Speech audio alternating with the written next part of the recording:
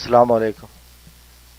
یہ جب ہمارے ملک سے گاڑی چوری ہو جاتی ہے بدنصیبی سے کسی کی، تو وہ پھر کن راستوں میں کن علاقوں میں یوز کرتے ہیں، آپ یہ چھوٹی سی ویڈیو دیکھیں گے تو اس سے آپ کو اندازہ ہو جائے گا۔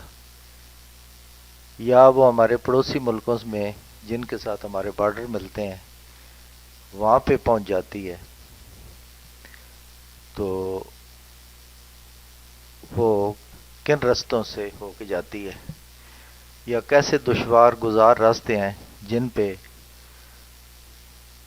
وہ لوگ اس گاڑی کو بہت سستے داموں خرید کے اور یہ پھر چائنا بارڈر کے ساتھ پہنچ جاتی ہیں، وادی خپلو پہنچ جاتی ہیں، یا سکردو پہنچ جاتی ہیں، یا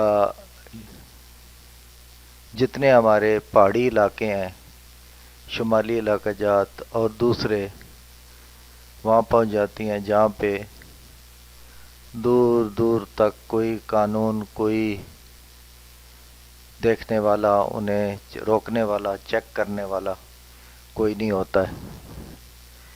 تو یہ ان کے ساتھ سلوک کیا جاتا ہے پھر، کیونکہ بہت ہی کم کم پیسے میں وہ سیل ہوتی ہیں۔ اوکے، امید ہے آپ کو یہ ویڈیو پسند آئی ہوگی۔ اللہ حافظ۔